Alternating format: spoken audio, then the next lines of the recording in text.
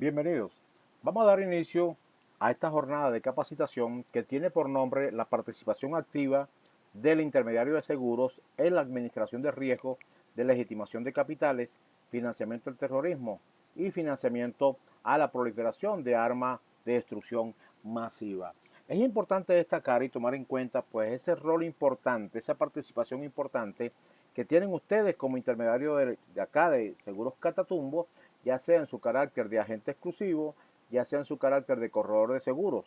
De manera pues que jugamos un factor fundamental en este proceso, al punto que fíjense ustedes que la normativa, ¿verdad?, los califica a ustedes como sujetos obligados. Esto quiere decir que están obligados a qué? A conseguir todos los elementos que permitan identificar fehacientemente al cliente, y las empresas de seguros también sujetos obligados están en la obligación de verificar que toda la información que ustedes consignan al momento de ingresar una póliza sea la que exige la normativa legal vigente. Es por ello que aquí existe una responsabilidad compartida en lo referente al cumplimiento de la política Conozca a su cliente, que sabemos que es un pilar fundamental dentro de la administración de riesgo de estos graves delitos que estamos comentando. Es importante destacar que el día 17 de mayo del año 2021 entra en vigencia, ¿verdad?, o se publica la Providencia Administrativa 004-2021 emanada de la Superintendencia de la Actividad Aseguradora. De manera que esto trajo una serie de cambios importantes que podemos destacar y que es evidente que se elevó el nivel de exigencia para todos los sujetos regulados de la actividad aseguradora, incluido el intermediario de seguros. Fíjense ustedes, una afectación desde el punto de vista positivo que trajo es que ustedes venían haciendo normalmente en todos los años a través del portal web de la Superintendencia de la Actividad Aseguradora, venían haciendo ustedes dos declaraciones juradas. Una declaración atendiendo lo establecido en el artículo 115 de la Ley de la Actividad Aseguradora, que ustedes declaraban bajo fe de juramento que están ejerciendo la actividad para la cual fueron autorizados. Otra declaración jurada que hacían era la declaración de origen y destino de los fondos, todo eso en el portal de la superintendencia. Ahora, con esta nueva providencia, ustedes tienen que hacer una tercera declaración, que es la declaración de conocimiento, de que recibieron capacitación y formación en materia de administración de riesgos de estos graves delitos. Es importante destacar que esta, si se quiere, capacitación tiene que ser dictada por personas que esté debidamente inscrita en el Registro Único de Facilitadores, que al efecto lleva la Oficina Nacional contra la Delincuencia Organizada y el Financiamiento al Terrorismo. En este caso, fíjense ustedes, acá pues una vez ya terminada la jornada y una vez que ya se quiere, contabilice y identifique totalmente a todas las personas que participan en este evento, mediante un listado que se realiza, pues se procede a la elaboración de los certificados. Esa tercera declaración tienen ustedes los primeros 30 días hábiles al inicio de cada año para hacerla en el portal web de la Superintendencia de la Actividad Aseguradora. Yo les recomiendo particularmente, amigos, amigas, que no dejen esto para última hora, ¿verdad? Yo les recomiendo que hagan las primeras semanas de enero, si es posible, esta declaración, porque al final, fíjense ustedes, el sistema puede colapsar, falló el internet, se cayó el sistema, no pudo hacer la declaración. ¿Y qué pasa? Que al no hacerla y ya cuando haya concluido el lapso establecido para tal declaración, pues inmediatamente el sistema de la superintendencia le revoca a usted la credencial, ¿verdad?, de intermediario, para lo cual hay que hacer una serie de pasos, ejercer un recurso de reconsideración, hacer un aporte para el funcionamiento de la superintendencia de actividad aseguradora, que es cuantificado en petros, disculpen, y ese certificado que se le entrega, por supuesto, va a tener en el anverso la identificación de la empresa, el nombre del taller, ¿verdad?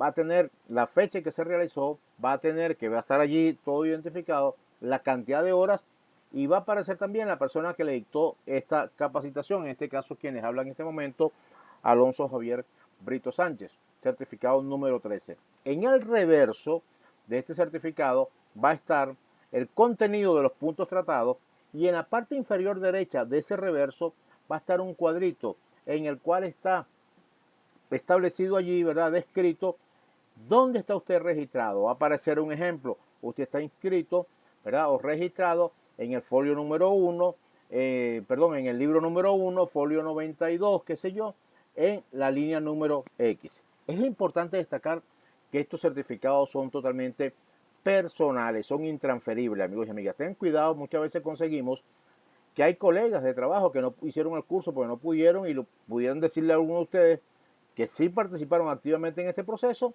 de, oye, préstame el certificado, yo le saco la copia, le pongo el nombre mío, no hay problema. Tengan cuidado porque si se detecta una situación que haya un doble o una duplicidad de certificados, eso amerita la revocación o la revocatoria de ambos o la anulación de ambos certificados. Entonces es importante porque usted lo tenga, esto es totalmente personalísimo. Entonces vamos a ir avanzando en esta grabación, ¿verdad? De esta actividad que tenemos evidentemente organizada por Seguros Catatumbo, dirigida exclusivamente a su fuerza de venta. Fíjense ustedes, vamos a ir planteando o a conocer la agenda de lo que vamos a desarrollar. Nos vamos a ir planteando algunas interrogantes relacionadas con lo que es la identificación de los riesgos y ese factor tan importante que juegan ustedes como intermediario de seguro para ir identificando riesgos. Vamos a hablar, por supuesto, del riesgo, qué significa todo este proceso.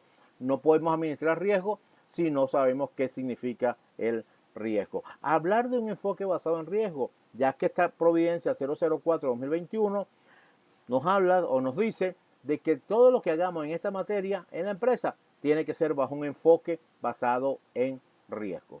Igualmente, vamos a hablar algunos aspectos importantes de la Providencia Administrativa 004-2021 que entró en vigencia el 17 de mayo del año 2021. Vamos a hablar del Sistema Integral de Administración de Riesgo para que vean pues la complejidad y todo lo que abarca este Sistema Integral de Administración de Riesgo. Vamos a hablar de la autoevaluación y qué factores nos exige la norma que tenemos que observar, tenemos que evaluar en esa autoevaluación de riesgo que hay que hacer por lo menos una vez al año. Hablar sobre los reportes de actividad sospechosa y cuáles son los nuevos lineamientos sobre estos reportes y algunas conclusiones que puedan presentarse al respecto. Entonces comenzamos aquí con una serie de interrogantes. La primera de ellas es, ¿verdad? Fíjense ustedes, ¿consideran ustedes que el sector asegurador es vulnerable al delito de legitimación de capitales, financiamiento al terrorismo y financiamiento a la proliferación de armas de destrucción masiva? Nos comenzamos a ver, ¿verdad? Y esto nos pone a pensar un poco sobre esa vulnerabilidad. ¿Será que este es un negocio vulnerable? ¿Okay? Esto es un negocio de riesgo desde todo punto de vista, pero aquí la respuesta es un contundente y rotundo sí. Sí somos vulnerables, amigos y amigas. Nosotros asumimos riesgo y adicional a ello tenemos unos riesgos ahora de legitimación de capitales, financiamiento al terrorismo y financiamiento a la proliferación de armas de destrucción masiva. Planteamos otra interrogante en los siguientes términos. ¿Consideran ustedes, verdad, que las compañías de seguro están blindadas contra los riesgos de legitimación de capitales, financiamiento al terrorismo y financiamiento a la proliferación de armas de destrucción masiva? ¿Será que estamos blindados? Contrario a la respuesta anterior, la respuesta aquí es un contundente y rotundo no. No estamos blindados. Las empresas de seguro y todos los sujetos regulados de la actividad aseguradora venezolana siempre están creando mecanismos con la intención de crear planes, manuales, procedimientos, estrategias enfocadas a la administración de riesgo. Pero la delincuencia organizada, que tiene mucho poder, sobre todo económico, con ese poder logra penetrar las instituciones públicas y privadas y después que las penetra las maneja a su antojo. Entonces, decir que estamos blindados, eso es, por supuesto, no es la realidad, es un mito, es una falsa creencia. Disculpen. Seguimos haciendo interrogantes, ¿verdad? Una como esta. ¿Y las empresas de seguro podrán sobrevivir a los riesgos de legitimación de capitales, financiamiento al terrorismo y financiamiento a la proliferación de armas de destrucción masiva con los recursos que tienen disponibles actualmente? Esto es importante analizarlo, ¿verdad? Muchas veces cuando hacemos esta pregunta desde el punto de vista en actividades presenciales, hay diferencias en cuanto a la respuesta. Hay un grupo que pudiera responder o responde y dice, la verdad es que no podemos sobrevivir a estos riesgos. Y hacen, por supuesto, su exposición de motivos para soportar esa respuesta. Otro grupo pudiera decir, ¿verdad?, que sí estamos blindados. Que sí podemos sobrevivir a estos riesgos. Particularmente yo les digo que sí podemos sobrevivir. Más de hecho estamos sobreviviendo. Aquí en Venezuela funcionan 52 empresas de seguros, 5 empresas de reaseguros. Tenemos alrededor de 400 corretajes de seguros, más las corretajes de reaseguros. Tenemos aquellas cooperativas de seguros. Tenemos también financiadoras de prima. administradora de riesgo. Y fíjense ustedes, de alguna manera estamos sobreviviendo. Que estamos expuestos a peligro todos los días. Esto es un negocio de riesgo y por lo tanto tenemos que tener conciencia sobre lo que esto implica. Pero fíjense ustedes, seguimos haciendo interrogantes porque la finalidad, por supuesto, es identificar riesgos para poderlos valorar y con esta valoración poderlos entonces nosotros manejar, minimizarlos, mitigarlos. Entonces, otro interrogante es, ¿y por qué las empresas de seguros son interesantes para estos legitimadores de capitales? ¿Por qué el sector asegurador le llama la atención, se le hace interesante a estos delincuentes?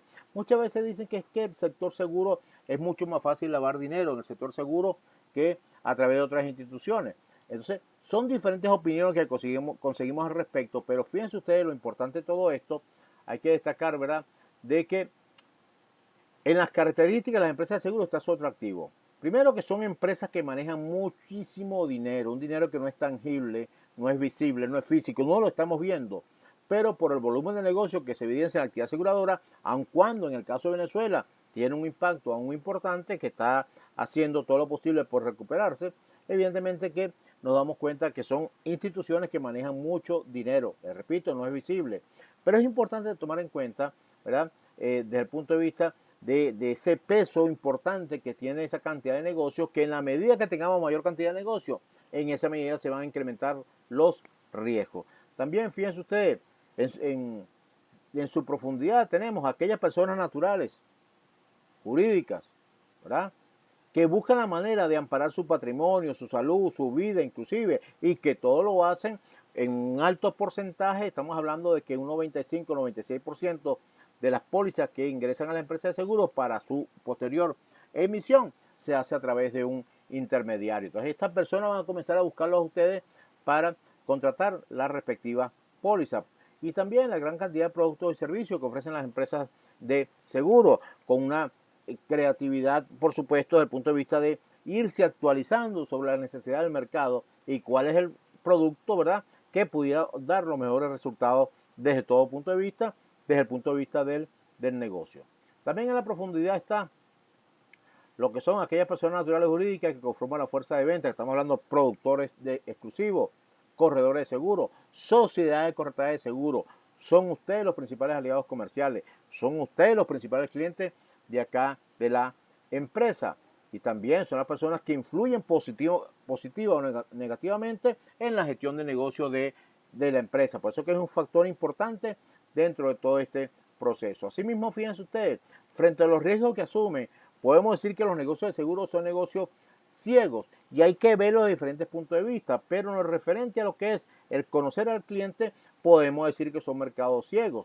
Primero porque aquí funciona la intermediación, y esto lo digo porque las empresas de seguro, si conocen físicamente el 5% de sus clientes, es mucho. ¿Cuándo va un cliente a una empresa de seguro? Cuando tiene un siniestro, alguna situación que reportar. De hecho, ni se acerca a las empresas de seguro. Seguimos analizando este detalle, ¿verdad? Y vemos entonces también otro elemento a considerar es la diversidad de participantes en el sector seguro. Tenemos aquí el primer proceso que tiene que ver con lo que es la emisión de la póliza. Emisión de la póliza que comienza a materializarse una vez que se suscribe el contrato entre la empresa de seguro y el cliente en su carácter de asegurado, tomador, contratante o beneficiario. Y esa emisión de la póliza se termina de materializar una vez que la empresa recibe el pago de la prima, objeto de la póliza que está contratando, objeto de la póliza que está emitiendo. Previo a la emisión, ¿qué tenemos? Un proceso de suscripción de la póliza, el área más vulnerable, más susceptible para cometer delitos en la actividad aseguradora. Es el momento adecuado para hacer una revisión, un análisis de riesgo que se está asumiendo, ¿verdad? Pero también, por supuesto, es el momento adecuado para lograr obtener en ese momento, ¿verdad?, del ingreso de la póliza, toda la documentación que va a soportar ese expediente de acuerdo a la normativa legal vigente. Pero ¿quién llega aquí a la suscripción? Lo que es la figura del intermediario, ustedes, ya sean productores exclusivos, corredores de seguro, sociedades de corretaje de seguro. Son ustedes pues los que tienen asesoría y trato directo con los clientes. Son ustedes quienes conocen al cliente, por eso es un factor fundamental en este proceso. Y a continuación voy a hacer un comentario que por favor no lo tomen a mal, pero muchas veces conseguimos con intermediarios, tanto productores exclusivos como corredores de seguros, que solo se dedican única y exclusivamente a trabajar en cierta medida con qué intención de obtener sus comisiones. Por supuesto, tenemos un trabajo de libre dependencia que va a depender mis ingresos de acuerdo a la cantidad de pólizas que yo pueda vender e ingresar a las empresas de seguro. Lo que pasa es que muchas veces se superpone, por así decirlo, lo que es el cobro de las comisiones por encima de los deberes formales que debemos cumplir en todo este proceso. Les repito, no se tome mal este comentario. Quien tienen estas prácticas de sobreponer las comisiones sobre la responsabilidad que tenemos es muy poco, pues el porcentaje es muy pequeñísimo de todo punto de vista. Y estos intermediarios de seguro, ¿verdad? Que pueden ser entonces productores exclusivos, corredores de seguro, sociedades corretadas de seguro, son los que captan al cliente y esas pólizas las ingresan a donde las empresas de seguro, que son las empresas que van a asumir los riesgos que les tramiten los asegurados a través de esa póliza que se haya emitido, que se haya suscrito en el negocio de seguro. ¿Y cuál es la razón de ser de las empresas de seguros? ¿Por qué existe una empresa de seguro? La razón de ser no es otra que la indemnización. Esa es la razón de ser de una empresa de seguro. Se nos da el caso en este negocio que las empresas de seguros pudieran considerar que ese riesgo que están asumiendo para ellos es muy alto y entonces ese riesgo deciden ya compartirlo. En este caso, ¿con quién? Con una empresa de reaseguro. También lo puede compartir con otra empresa de seguro, solo que ese proceso se conoce con el nombre de ya lo que es el coaseguro. Y estas empresas de seguro son las empresas que asumen los riesgos, que comparten con ellas las empresas de seguro, que son las cedentes del riesgo o parte del riesgo. Y también se nos da el caso dentro de este negocio que las empresas de reaseguro pudieran considerar que ese riesgo que están asumiendo o que están compartiendo con una de las cedentes es muy alto y decide la empresa de reaseguros compartir el riesgo. Ese proceso, cuando una empresa de reaseguros va y comparte los riesgos con otra empresa de reaseguros, pues se conoce con el nombre de la retrocesión. Vemos una serie de elementos aquí de manera importante. Pero ¿qué pasa si, o cuando hablamos de este tema, ¿verdad? Del negocio de seguro, ¿será personalizado o despersonalizado? Si lo vemos bajo la óptica de la relación entre el cliente y el intermediario, pudiéramos decir que es totalmente personalizado porque el intermediario es quien conoce al cliente. Ahora, si hablamos de la relación entre el cliente y la empresa, podemos decir que es un negocio ya, si se quiere, despersonalizado, porque aquí funciona la intermediación en la cual ustedes están totalmente involucrados. ¿Y qué pasa si ese cliente es una empresa fachada, de maletín, de papel, que acude entonces a comprar póliza o capta a uno de ustedes y le dice, mire, quiero comprar póliza de diferentes ramos? Bueno, aquí tenemos que hacer nosotros comenzar el proceso de análisis del riesgo y determinar ciertos aspectos relevantes en la identificación de los clientes. Porque ¿qué pudiéramos conseguir a la hora que revisemos objetivamente? Bueno, que los accionistas de la empresa A son lo mismo que la empresa B, son lo mismo que la empresa C, que la empresa D, que la empresa E. Y fíjense ustedes, cada uno de estas empresas va a tener un representante legal diferente, o en algunos casos pudiera ser el mismo representante legal. Solo que ese representante legal tenemos que identificarlo completamente en un expediente de póliza de personas jurídicas. Recuerden que toda persona jurídica tiene una persona natural que lo representa legalmente. Asimismo, conseguimos una serie de mecanismos que incluyen a personas naturales, empresas fachadas, empresas legítimas. Estos señores y estas empresas van a buscar la manera de amparar su patrimonio, su salud, su vida a través de una póliza de seguro y ahí contactan a uno de ustedes como intermediario para que se logre ingresar esa póliza, en este caso pues en la empresa con la cual ustedes intermedian, ¿verdad? Lo pueden hacer con otra empresa, pero preferencia tenemos la de acá.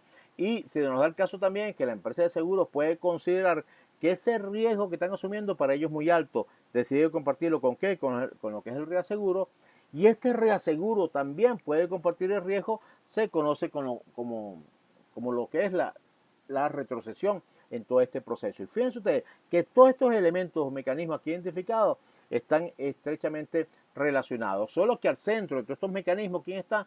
Ustedes, la figura del intermediario, elemento fundamental en el negocio de seguro, pero también, y esto no se tome a mal, un factor de riesgo para cometer algún tipo de situación fraudulenta, situación de legitimación de capitales, ¿ok? Entonces, ¿por qué? Porque las empresas de seguro no saben con quién usted está haciendo negocios en la calle. Y lo sabemos todos muy bien, lo manejamos, por supuesto. Basta que ustedes lleguen a una empresa de seguro, en este caso Seguros Catatumbo, y ustedes consignen una solicitud de póliza, recaudo y un recibo de pago de la prima, y ya esa empresa de seguro a la cual usted está ingresando la póliza ya estableció una relación comercial con la cual o a quien no conocen físicamente. Esto es un negocio de riesgo y hay que verlo de todo punto de vista. Entonces comenzamos a hacer unas reflexiones, ¿verdad? Desde el punto de vista ya de preguntas que pudiéramos hacer. Y usted como intermediario de seguros Catatumbo, ¿verdad? ¿Usted se siente seguro que en el desarrollo de sus labores tiene todos los riesgos de legitimación de capitales, financiamiento al terrorismo y financiamiento a la proliferación de armas de destrucción masiva? En verdad nos sentimos seguros de eso. Y esto, por supuesto, no hace falta que lo responda positiva o negativamente. Simplemente es una pregunta reflexiva que nos lleva, ¿verdad?, a revisarnos en lo interno nuestro, a ver si es verdad. Yo me siento seguro de todo este proceso. Ahora bien, ¿y cuál será la mejor manera de identificar riesgos? Tenemos que comenzar a identificar riesgos, amigos y amigas. Ustedes son los que tienen contacto con los clientes, sean personas naturales o sean personas jurídicas. Y ahí tenemos que comenzar a identificar, por supuesto, lo que son los riesgos. Un ejemplo, una póliza patrimonial pudiera ser, ¿verdad?, al verificar el edificio. Oye, por decirle algo, es una póliza de incendio, ¿cómo están los sistemas de incendio? ¿Cómo están los sistemas de detección y combate de los incendios? Todo eso tenemos que valorarlo, aun cuando quien tiene la palabra final es el perito designado por la empresa para que haga la inspección correspondiente. Pero ya de entrada nosotros como intermediarios vamos captando, ¿verdad?, cualquier situación de riesgo que pudiera presentarse en esta situación. Y así identificar riesgo. Esto no lo podemos dejar al azar, amigos y amigas.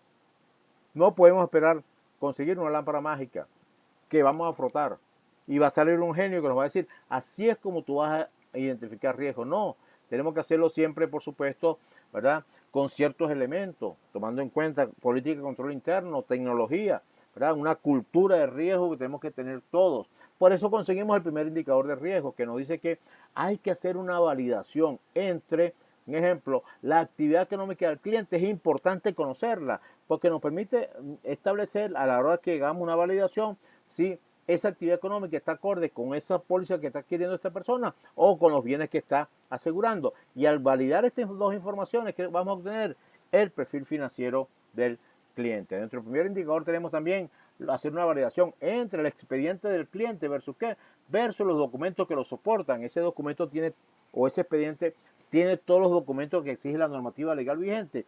Y al validar estos dos parámetros nos conseguimos, por supuesto, con un perfil documental del cliente. Ese es el primer indicador de riesgo.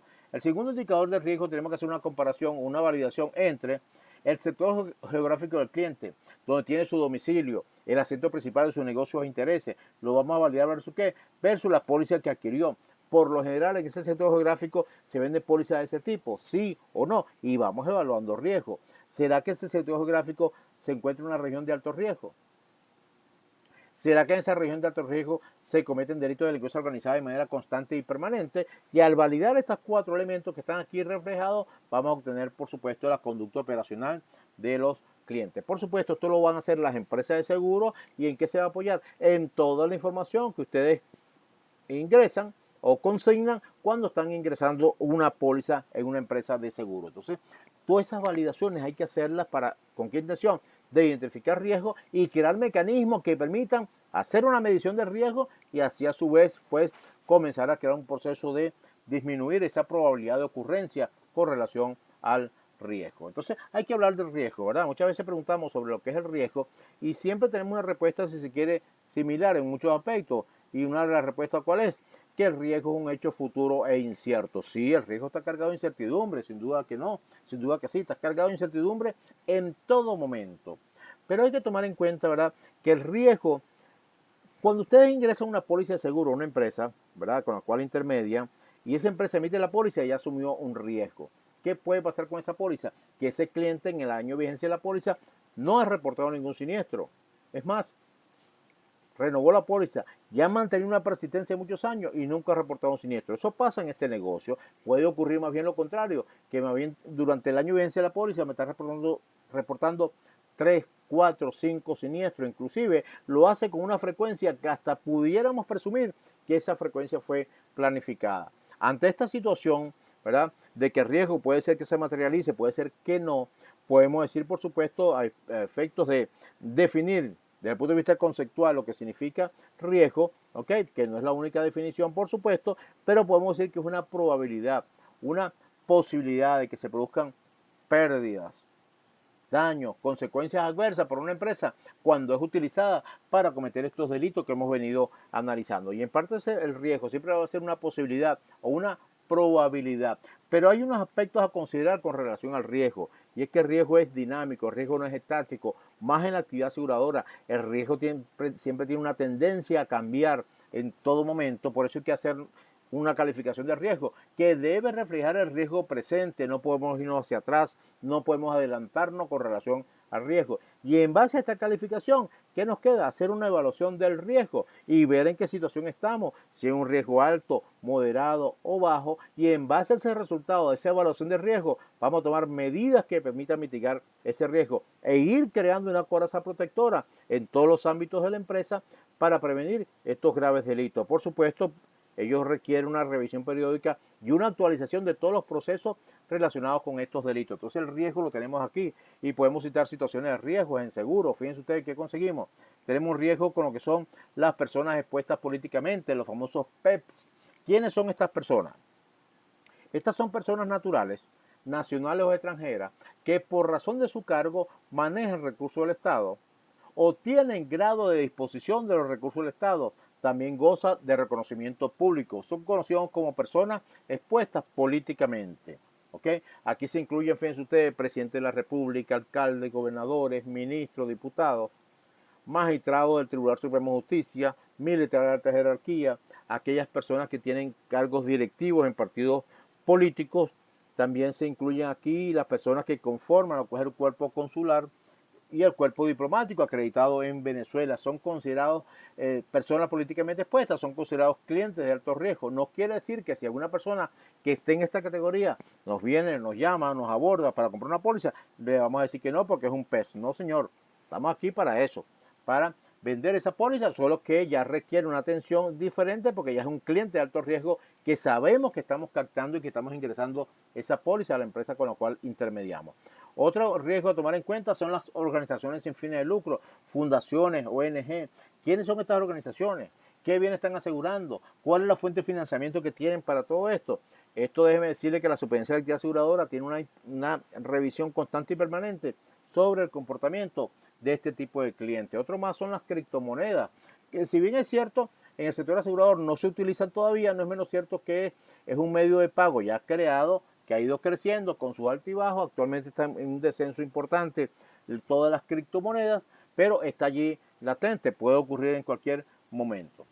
Y tenemos también con los pagos en efectivo. ¿Y por qué es un riesgo? Y fíjense ustedes que es importante considerar que con el proceso de dolarización que se lleva a cabo en Venezuela, donde observamos una gigantesca inyección de dólares en efectivo a la economía venezolana, que muchas veces desconocemos el origen de esos billetes. Bueno, este proceso de dolarización ha permeado la actividad aseguradora. Empresas de seguros que hace un tiempo atrás venían emitiendo pólizas en dólares, ¿verdad?, sin tener una autorización formal por parte del ente regulador.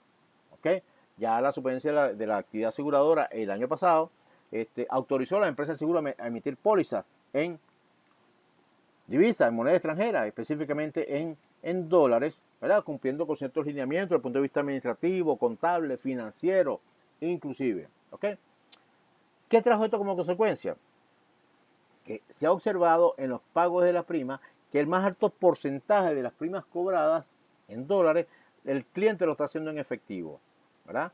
Porque dicen muchas veces que, bueno, que le sale más barato, aun cuando se le pecha un impuesto de un 3%, ¿verdad?, de esos pagos en efectivo, tomando en cuenta la reforma que tuvo la ley de impuestos de las grandes transacciones, que cuando los pagos se hacen en divisa en efectivo hay que pechar un 3%. Bueno, muchos clientes dicen que prefieren pagar ese 3% del impuesto, de esa carga impositiva, que les sale mucho más económico que pagar una transferencia o la comisión que le cobra la transferencia de un banco para hacer la misma, ¿no? Pero esto trae una serie de riesgos. Fíjense ustedes, tenemos riesgo de legitimación de capitales, porque las empresas de seguros comienzan a recibir efectivo, ¿verdad?, un medio de pago que estaba en desuso en la actividad aseguradora venezolana cuando se hacía en bolívares, pero ahora se está recibiendo en efectivo, tomando en cuenta, les repito, que el más alto porcentaje de las primas cobradas pues la reciben con pagos en efectivo. Y con esa recepción de efectivo se puede originar o se puede producir la primera etapa del delito de legitimación de capitales, que es la etapa de colocación. A través del pago de la prima, logro colocar un dinero con ese pago y ya me deshice de un dinero proveniente de actividades ilícitas y trasladé esa responsabilidad a la empresa de seguros con ese efectivo. También puede generar riesgo de seguridad, robo y hurto, tener un proceso de custodia de ese dinero, es decir, por la recepción de efectivo a los cuales no estaban acostumbrados las empresas de seguros, pues ahora tienen que tener una bóveda, una caja fuerte, asignar combinaciones, designar a una o dos personas para el manejo de esa caja fuerte, esas combinaciones, porque evidentemente hay que custodiar ese dinero para tenerlo en la oficina. Sin embargo, fíjense ustedes este evento noticioso. Capturaron a dos sujetos que robaron $203,000 en una compañía de seguro en el estado Aragua. ¿Okay? Dos sujetos llegaron a una sucursal de esa empresa de seguro, se hicieron pasar por corredores de seguros y luego sometieron a todos los presentes llevándose el efectivo que estaba en la bóveda, que ascendió a la suma de $203,000 en efectivo. Esto para tener una idea que aparte de los riesgos de legitimación de capitales, tenemos un riesgo también relacionado con estos graves delitos de robo. Igual que la falsificación de estos billetes, hay una oleada importante sobre la falsificación de esos billetes en divisa, con preferencia en el dólar, y la infidelidad por parte de algún trabajador o trabajadora ante el manejo efectivo. Pueden darse situaciones de apropiación indebida de ese dinero, situaciones que tienen que ver con la fuga de información, donde hacen ver que tienen el dinero custodiado en tal sitio, en tal lugar, dentro de la misma sucursal. ¿Okay? Entonces son riesgos que tenemos, ¿verdad?, que se vienen sumando a la cantidad de riesgos que manejamos nosotros con relación a nuestros clientes. Entonces, le comentaba al principio que en el sector asegurador venezolano se ha producido un cambio de paradigma. ¿Por qué lo digo? ¿Qué teníamos hasta el 16 de mayo del año 2021 en la actividad aseguradora? Teníamos un enfoque de cumplimiento formal. ¿Qué quiere decir esto? Que si tú, sujeto regulado, no cumples, yo, regulador, te voy a sancionar de manera inmediata. Es por ello que a partir del 17 de mayo del año 2021 hemos migrado de un enfoque de cumplimiento formal a lo que es un enfoque basado en riesgo. Esto quiere decir que digamos, la presión que exige el ente regulador, ¿verdad?, o ese proceso de exigencia se ha incrementado. Claro, este enfoque basado en riesgo evidentemente nos permite identificar, gestionar y mitigar los riesgos sobre estos delitos, lo que se va a traducir en más libertad, lo que es igual a más responsabilidad en todo este proceso. ¿Okay? Porque este enfoque basado en riesgo, ¿qué significa? Para comprender qué significa, ¿verdad? Significa pues que es una manera, es una estrategia que van a tener las empresas, ¿verdad?, a la hora de hacer un análisis del riesgo, a la hora de hacer una investigación, producto que el riesgo se haya materializado. Bueno, el resultado de ese análisis de riesgo, el resultado de lo que es esa investigación, trae como consecuencia que en la empresa haya que tomar una decisión. ¿Decisión que la va a tomar quiénes? Aquellas personas que integran o forman el buen gobierno corporativo dentro de la empresa. Y dice la normativa venezolana que todos los sujetos obligados tienen que crear mecanismos que permitan identificar, evaluar y entender los riesgos que asumen que pudieran estar relacionados con estos graves delitos. 17 de mayo de 2021, Gaceta Oficial 42.128, se publica la Providencia Administrativa número 004-2021, de fecha 8 de febrero de 2021, emanada de la Superintendencia de la Actividad Aseguradora. Ella contiene las normas sobre la administración de riesgo, de legitimación de capitales, financiamiento del terrorismo y financiamiento a la proliferación de armas de destrucción masiva en la actividad aseguradora. Esta norma derogó a la Providencia 514 que estaba en vigencia del año 2011. Vamos a conocer algunos aspectos importantes de esta norma. Fíjense ustedes, el objeto que persigue en su artículo 1 no es otro que establecer y unificar normas, políticas y procedimientos para la correcta administración de los riesgos y así prevenir que la empresa para la cual intermediamos sea utilizada como puente o como vehículos para legitimar capitales.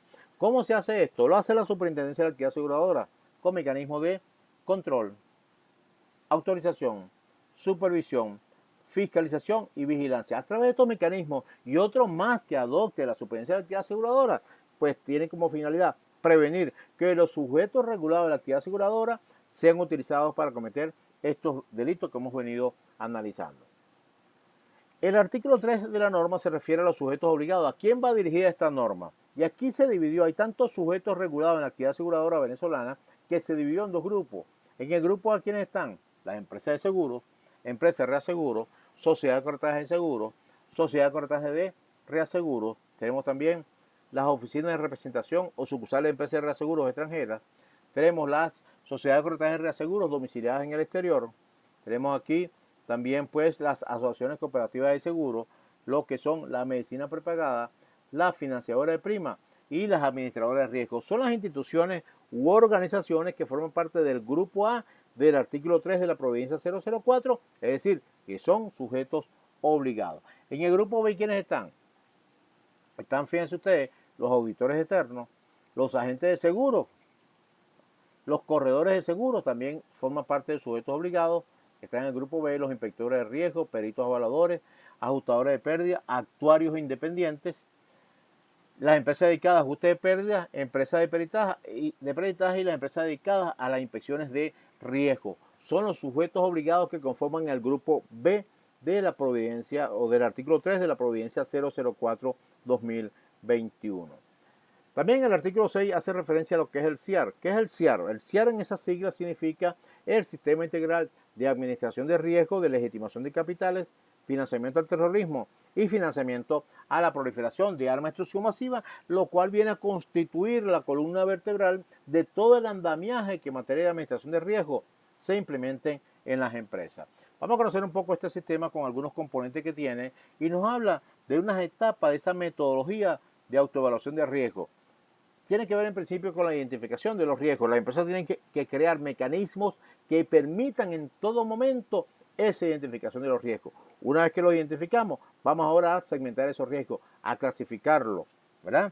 Y aquí hay que hacerlo, un ejemplo, esa clasificación de riesgo por el tipo de cliente que es, por la actividad económica, por el origen de los recursos, por los productos y servicios que haya contratado ese cliente con nosotros, por la prestación de servicios directos e indirectos, nacionales e internacionales. Y son elementos o factores que se toman en cuenta, son de carácter meramente enunciativo, no taxativo. ¿Qué quiere decir esto? Que le podemos agregar otros elementos más para hacer una segmentación más objetiva y de mayor calidad.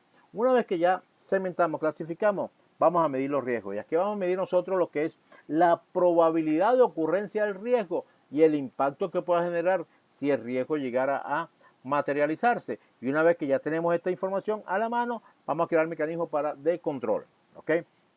Aquí tenemos nosotros que crear mecanismos con el propósito de disminuir la probabilidad de ocurrencia y también, ¿verdad?, disminuir el impacto que pudieran generar si estos riesgos llegaran a materializarse y no lo hemos administrado como debe ser. Y una quinta etapa, que es la etapa de monitoreo, crear procedimientos que permitan establecer un monitoreo constante y permanente sobre el sistema integral de administración de riesgo para ver si está siendo eficiente, para ver si está siendo eficaz y para ver qué oportunidad tenemos frente al riesgo. Ustedes dirán, bueno, esto está muy complejo y yo como intermediario, ¿cómo entiendo esto? ¿Cómo lo manejo? Bueno, esto lo va a hacer directamente la empresa de seguros con la cual ustedes intermedian. Claro, ¿y cómo va a tener éxito en todo este proceso, en esta metodología? Con toda la información que ustedes le consignen, que sea la que exige la normativa, para que podamos tener toda esta información que se va a cargar en el sistema de la empresa y también físicamente estarán allí esos documentos. Muy bien. Y el artículo 20 nos habla de la estructura del sistema integral de administración de riesgos. Fíjense ustedes que aquí hay cambios importantes a considerar. A título informativo, tenemos la junta directiva, que es el máximo órgano de acá de la empresa de seguros, donde cada uno de sus integrantes deben suscribir un compromiso institucional de manera individual. Junta directiva que para estos efectos de la administración de riesgo no tiene funciones, no tiene atribuciones, lo que tiene una serie de obligaciones que cumplir. Luego vemos aquí unos cambios importantes, conseguimos la figura del presidente o quien haga sus veces, que es la persona que responde por la empresa y es el principal ejecutor de todas esas políticas. Al igual que la junta directiva, el presidente tiene una cantidad de obligaciones que cumplir en esta materia. Al mismo nivel del presidente, en esa estructura organizativa estará lo que es el oficial de cumplimiento, funcionario de alto rango nivel con poder de decisión que depende y reporta directamente a la junta directiva. Con la norma 514, hoy derogada, le reportaba, ¿verdad?, al presidente de la empresa. Tiene una serie de funciones que cumplir.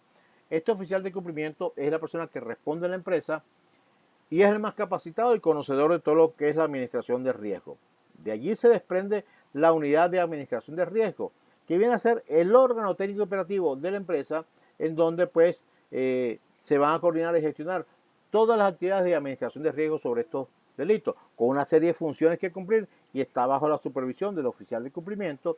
Y luego tenemos los responsables de cumplimiento en cada área de riesgo. Vienen a hacer el enlace con el oficial de cumplimiento y es la persona que va a coordinar en su área de responsabilidad todo lo referente a la administración de riesgo. Y aquí, por supuesto, después de presidencia hacia abajo, se van a estar adscritas las áreas que, de acuerdo a la estructura organizativa de la empresa, estarán allí incluidas en lo que es la presidencia. Otros instrumentos del sistema tienen que ver con lo que son los documentos que nos exigen. Fíjense ustedes, exige un plan operativo, exige un programa anual de capacitación, un código de ética, lo que es un compromiso institucional, un manual de política, normas y procedimientos, involucra un programa anual de seguimiento, evaluación y control y un plan anual de seguimiento, evaluación y control. Todos estos elementos o todos estos documentos deben estar totalmente actualizados en todo momento. Todos aprobados por la Junta Directiva. De estos documentos entregables con fecha de caducidad, inclusive ante la Superintendencia de Seguros para la actividad aseguradora para consignarlo, son el plan operativo anual y el manual de política, normas y procedimientos. Y una vez que ese ente regulador lo reciba, lo revise y los apruebe, es que lo podemos implementar acá en la empresa. ¿Okay? Bueno, en cuanto a las políticas preventivas, pues vamos a citar la siguiente que establece la norma, que son 5. Política: conozca a su cliente, conozca a su empleado, conozca a su intermediario, conozca a su proveedor de servicio y conozca a su reasegurador. ¿Ok? Entonces, aquí tenemos, fíjense ustedes, las diferentes políticas. Vamos a hablar un poco de la política conozca a su cliente, en la cual estamos totalmente involucrados como intermediario de seguro. Y nos dice que el expediente del cliente de persona natural va a tener los siguientes recaudos. Primero, va a tener una solicitud de póliza, contrato de seguro, va a tener un contrato suscrito de acuerdo a la actividad realizada por el sujeto obligado, por la empresa de seguro, copia legible de la cédula de identidad vigente. Ojo con esto, cédula de identidad vigente o pasaporte según sea el caso, pero hace énfasis en que sea vigente ese documento a la hora de que vayamos a crearle su expediente. Asimismo, copia del registro único de información fiscal, del famoso RIF, que esté vigente en todo momento. Copia de un recibo de servicio público. Bueno, esto es nuevo en la norma. Muchos dirán, es que ninguna empresa de recibo. Bueno, ya usted entra a los portales de las empresas que prestan servicios, son servidores de servicio público y pudieran ahí pues solicitar una copia de una factura. Ese documento es suficiente en todo este proceso. Referencia bancaria vigente, que antes no se pedía. Copia de la última declaración de impuestos sobre la renta. También se van a conseguir ustedes que personas les pueden decir, mira, es que yo no estoy obligado a declarar. No, señor, todo ciudadano está obligado a declarar el impuesto sobre la renta. Pero es verdad, no todos están obligados a pagar, ¿ok? Eso es importante considerarlo, que también lo están pidiendo como un requisito adicional. También nos piden copia del documento que demuestre la propiedad o interés asegurable del bien mueble o inmueble que se vaya a asegurar, ¿verdad? Dependiendo el caso que corresponda. Esto aplica, por supuesto, para lo que es la póliza de automóvil, las pólizas de patrimonial. Una póliza de salud, por supuesto que esto no aplica. Constancia de que los datos fueron verificados a través de medios públicos, o sea, todos esos datos del cliente. Si es persona natural, verificar con la página del CNE a ver si esa cédula es de esa persona, ¿verdad? O por lo menos tener una noción. Y si es una persona jurídica el cliente, hacerlo en la página del CENIAT para ver si ese RIF corresponde a ese cliente. Asimismo, documentos que valen la contragarantía, esto aplica para la fianza, constancia de que los datos fueron actualizados una vez al año. Tenemos que aprovechar el momento de la renovación de la póliza para actualizar todos esos expedientes y cualquier documento relacionado con el cliente y sus actividades que permita determinar el perfil financiero de ese cliente. Cualquier documento es bienvenido. Los que exige la norma son los que están ahí. Se destacan pues ahí en rojo los 3 documentos nuevos que exige la normativa. Ahora bien, una solicitud de póliza de persona natural, ¿qué debe contener? Nombre y apellido de la persona, número de cédula de identidad o pasaporte, lugar y fecha de nacimiento, estado civil, dirección y teléfono de la residencia, dirección y teléfono de la oficina o de la empresa o lugar donde trabaja, la profesión, la ocupación. Si la persona dice que es comerciante, debe indicar en cuál ramo del comercio se está desempeñando. Asimismo, una descripción de la actividad, si es independiente, dependiente o societaria, según la condición de ese cliente. Asimismo, el ingreso anual debe estar reflejado en la solicitud, al igual que la declaración de origen y destino de fondos. Por lo general está impresa al final de la solicitud. Debe contener el número del RIF, la firma del cliente y la huella dactilar del cliente. Si el cliente es una persona jurídica, ¿Qué debe contener el expediente? Los siguientes recaudos, ¿verdad? Solicitud de póliza, contrato suscrito de acuerdo a la actividad realizada por el sujeto obligado, una copia del RIF, copia de un recibo de servicio público, una referencia bancaria, copia del acta constitutiva y estatutos sociales con la última modificación, si fuera el caso, copia de la última declaración de impuestos sobre la renta, copia del documento que demuestre la propiedad o interés asegurable sobre el bien que se vaya a asegurar, copia del documento de identificación del representante legal. Tiene que estar plenamente identificado con su cédula de identidad, con su RIF, es decir, con los mismos requisitos que se piden para una persona natural. Constancia que los datos fueron verificados a través de medios públicos, en este caso como es una persona jurídica, a ver si este RIF corresponde a esa persona jurídica, eso lo hacemos en el portal del CENIAT. ¿Okay? También documentos que avalen la contragarantía, aplica para las fianzas, igualmente copia de los estados de demostración de ganancias y pérdidas y el balance de la situación auditados por lo menos los últimos 3 años anteriores. Constancia de la actualización de información de los datos presentes una vez al año, aprovechar, les repito, la renovación para actualizar esos datos y cualquier otro documento relacionado con el cliente y sus actividades que contribuya o nos permita determinar y conocer el perfil financiero de ese cliente. En cuanto a estos clientes, personas jurídicas, la solicitud de póliza que deben contener, entre otros, nombre, razón social, número del RIF, dirección y número de teléfono, objeto, razón social, actividad profesional, económica que realice esa empresa, utilidad del ejercicio económicamente inmediatamente anterior cuando esto aplique, patrimonio según el último estado de ganancias y pérdidas, declaración jurada de origen de los fondos, que está siempre impresa al pie de la solicitud, y como está al pie de la solicitud y tiene que haber una firma, que es la firma del representante legal de esa empresa, quien debe estar identificado en la solicitud con sus nombres, apellidos, número de documento de identidad, de la cédula de identidad, dirección y número de teléfono del representante legal. Eso debe estar en la solicitud de póliza de persona jurídica. Pero tenemos que tomar en cuenta, amigos y amigas, tengan cuidado con esto, con el artículo 60 de esta norma, que lo titula de esta manera: la obligación del intermediario. Y el intermediario tiene las siguientes obligaciones. Primero, identificar y verificar la información suministrada por el cliente. Debe hacerlo el intermediario. Aplicar siempre la debida diligencia, es decir, el actuar siempre como un buen padre de familia. Y la identificación y verificación del cliente debe estar en concordancia con lo descrito en la solicitud de póliza. No puede haber discrepancias entre lo que está en la solicitud y lo que se ha ingresado en el sistema al momento de la suscripción. El incumplimiento de estas obligaciones acarrea sanciones que están en la ley de actividad aseguradora y en la ley orgánica contra la delincuencia organizada y el financiamiento al terrorismo, una ley que reviste carácter penal, es la ley que tipifica y sanciona el delito de legitimación de capitales en sus dos maneras, cuando es desde el punto de vista doloso, que hay intención de cometerlo, o desde el punto de vista culposo, que es decir, que se actúa con negligencia, prudencia, impericia o inobservancia de la ley. Hay que tener cuidado con este artículo, al igual que el artículo 61. Fíjense ustedes que es peor aún, nos habla de las prohibiciones del intermediario.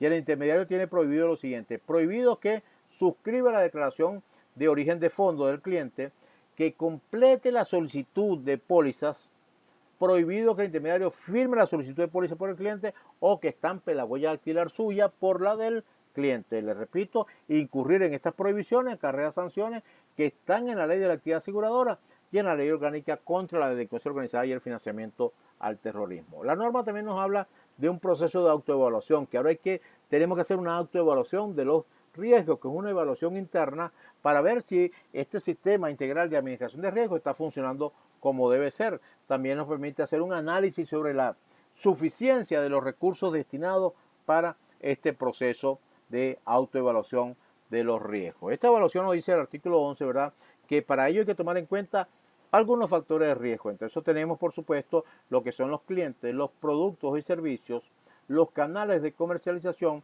al igual que la zona geográfica, al igual que las nuevas tecnologías. Son factores de riesgo que hay que tomar en cuenta a la hora de hacer la autoevaluación de los riesgos. En cuanto a lo que es el cliente, hay que hacer una segmentación, que esa va a ser, por un ejemplo, por tipo de cliente, a qué actividad económica se dedica, el origen de los recursos, los tipos de productos o servicios que haya contratado este cliente, la prestación de servicios directos, prestación de servicios indirectos y lo que tiene que ver con servicios nacionales e internacionales. Y son elementos que son meramente enunciativos, no taxativos. ¿Qué quiere decir esto? Que no hay que ceñirse únicamente a estos elementos que están acá, estos factores. Se pueden agregar otros más. O sea, la ley no lo impide, al contrario, más bien le da amplitud para que lo haga. Otras variables de riesgo con relación al cliente son las siguientes. Fíjense ustedes, esta variable de riesgo tiene que ver con lo que es la nacionalidad del cliente, la edad, la profesión, el nivel de ingreso, si es una organización sin fines de lucro, si realiza actividades y profesiones no financieras designadas. Aquí hablamos de los ramos en que operan, los tipos de productos que haya contratado, la forma de pago de la prima y otros, es decir, que nos da amplitud aquí la norma para que tú puedas considerar aquí otras variables que ayuden a identificar el riesgo. Y ustedes dirán, oye, esto está muy complejo, por supuesto, y esto lo tienen que hacer las empresas de seguros, ¿con qué? Con toda la información que ustedes ingresan al momento de llevar una póliza, ingresar una póliza allí en una empresa de seguro, en este caso con la cual ustedes intermedian. Las categorías de alto riesgo tenemos entonces, fíjense ustedes, son consideradas de alto riesgo. ¿Cuáles categorías? De acuerdo a la norma, las casas de cambio no domiciliadas en el país son de alto riesgo, empresas dedicadas a las transferencias o envío de fondos o remesas, casinos, salas de juego, empresas que se dedican a la compra y venta de material ferroso y metálico, y vemos ahí una cantidad de clientes, fíjense ustedes, que en cierta medida pues representan riesgo de acuerdo a esta normativa dentro de la categoría de clientes de alto riesgo. Tenemos, fíjense ustedes, comercializadoras que tienen que ver ya con lo que son la compra y venta, arrendamientos de vehículos, automotores, embarcaciones o aeronaves, y, en fin, una serie de elementos que están allí que forman un factor de riesgo, al igual que lo que tiene que ver con lo que es, fíjense ustedes, lo que son las personas expuestas políticamente, incluyendo sus familiares, socios, cercanos, estrechos, colaboradores, en fin, todo lo que está relacionado con la persona políticamente expuesta. Dentro de la categoría de alto riesgo también nos habla la norma de los productos de servicio que la norma considera que son de alto riesgo. Y tenemos entonces los seguros de casco de automóvil, seguro de casco de naves y aeronaves, seguros contra incendios, de salud, seguros de vida, seguro de transporte fronterizo, seguros para amparar obras de arte y demás bienes de similar valor, animales de fina sangre, fianza de anticipo, fideicomiso, en fin. Tenemos allí hasta los contratos de financiamiento de prima, cuando el pago de esa cuota la hace un tercero. Y aquí tenemos categorías relacionadas con los productos y servicios. Luego nos hablan también pues de lo que tiene que ver ya con los canales de comercialización. ¿Cómo se hizo para captar esos clientes? ¿Cómo se hizo? ¿Por seguros electrónicos, por transacciones de operaciones por internet o vía telefónica? Nuevas tecnologías. Es decir, por diferentes maneras que no se requiera la presencia física de las partes en este proceso, o más bien se hizo por operaciones y transacciones directas o a través de intermediarios. Es importante destacar que alrededor de un 95 o 96% de las pólizas que emiten las empresas de seguro es porque todas fueron ingresadas por intermediarios, les repito, agentes de seguro, corredores de seguro o sociedad de corretaje de seguro. Igualmente seguimos avanzando y conseguimos las zonas geográficas, pues todas aquellas que han sido delimitadas por diferentes organismos nacionales e internacionales, ¿verdad? Zonas fronterizas donde haya deficiencias en la lucha contra estos delitos, también aquellos países que de acuerdo a la ONU tienen incidencia con la producción, tráfico y consumo de sustancias ilícitas, centros financieros offshore, tenemos países señalados, ¿verdad?, por fuentes creíbles como poseedores de niveles significativos de percepciones relacionados con la corrupción. También pues zonas geográficas identificadas y zonas fronterizas que hoy han clasificado de alto riesgo de acuerdo al informe de la Evaluación Nacional de Riesgo que al respecto elabora una vez al año la Oficina Nacional contra la Delincuencia Organizada y el Financiamiento al Terrorismo. Ahí vamos a medir los riesgos tomando en cuenta pues algunos criterios de probabilidad que establece la norma y utiliza tres descriptores que son riesgo alto, moderado o bajo. Vemos aquí entonces, fíjense ustedes que para determinar esa probabilidad, el sujeto obligado, ¿verdad?, podrá considerar la siguiente información. Primero, la experiencia en el mercado. Segundo, la opinión de expertos. Tercero, la historial de eventos anteriores, así como la información, ¿verdad?, publicada por organismos públicos nacionales e internacionales. Y todos estos elementos nos ayudan, por supuesto, a tener medidas cualitativas con relación al riesgo. Les repito que no son taxativas, son meramente enunciativas. Sin embargo, es recomendable darle mayor amplitud y en vez de 3 descriptores utilizar 5, ¿verdad? Que podemos tener ahí un resultado más objetivo, más preciso sobre esta medición de los riesgos para implementar lo que es el control y el monitoreo, tomando en cuenta ciertos aspectos importantes como son los clientes, los productos y servicios, canales de comercialización, zonas donde operen y las nuevas tecnologías, lo cual encuadra perfectamente utilizando estos 5 factores en lo que es la autoevaluación de los riesgos. El artículo 10, otros elementos ya, y entrando en la etapa final de la presentación, tienen que ver con elementos finales del sistema, es implementar herramientas tecnológicas. Estamos viendo solo por encimita, ¿verdad? Esto definitivamente no se puede hacer de manera manual. Hay que ya establecer y utilizar herramientas tecnológicas para estos fines de administración de riesgo. ¿Okay? Igualmente hay que documentar muy bien el sistema integral de administración de riesgo, hay que capacitar al personal en la materia y hacer los reportes de actividad sospechosa a la Unidad Nacional de Inteligencia Financiera en el caso de que ocurra, utilizando el siguiente procedimiento, que se produjeron cambios aquí también.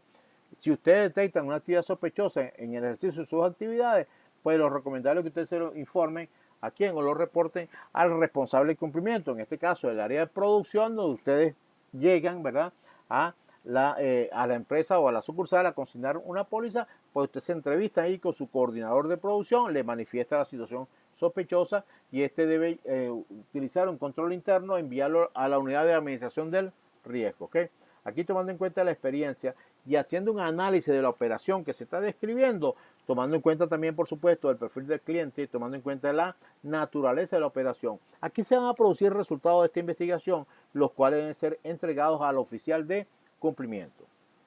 Esta persona, el oficial de cumplimiento, va a ingresar entonces al portal web de la Unidad Nacional de Inteligencia Financiera, ¿verdad?, para buscar allí el formulario único del reporte de actividad sospechosa, llenar lo correspondiente al seguro, que está del punto 52 al 58, imprimir lo que corresponda y consignar todos esos documentos en la Unidad Nacional de Inteligencia Financiera en un lapso de 30 días contados a partir del momento que se detectó esa operación sospechosa. Aquí no se está acusando a nadie, no se está denunciando a nadie, solo estamos enviando una alerta a las autoridades competentes por una situación extraña, inusual, sospechosa que ocurrió. ¿Okay?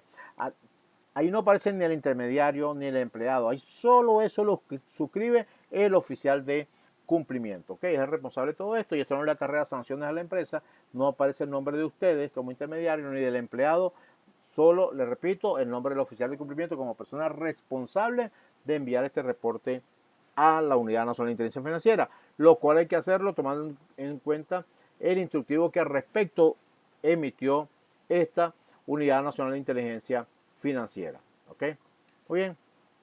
Entonces ya finalizando hay que recordar lo siguiente, que todos los empleados e intermediarios de una empresa de seguro tienen responsabilidades frente al Sistema Integral de Administración de Riesgo, en el cumplimiento de sus obligaciones y en la detección y reporte de actividades sospechosas.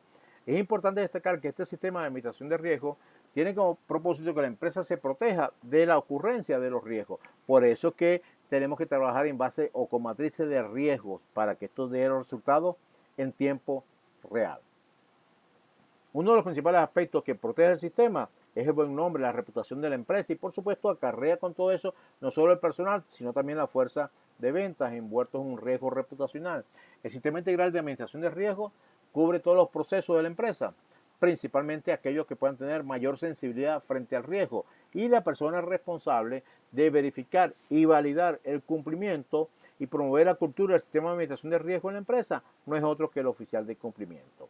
De manera pues que hemos hecho un recorrido en esta presentación por diferentes aspectos que comenzamos a plantear una serie de interrogantes con la intención, por supuesto, de identificar riesgos para poderlos cuantificar, medir, por supuesto, y proceder de esta manera a establecer mecanismos de control con relación a ese riesgo que ya hemos identificado, que ya hemos cementado, que ya hemos medido y tomar medidas siempre que apunten a lo que es la mitigación de los riesgos. Dimos un recorrido también con lo que significa riesgo, con el enfoque basado en riesgo, así como también pues sobre el contenido de la provincia administrativa número 004, ¿verdad?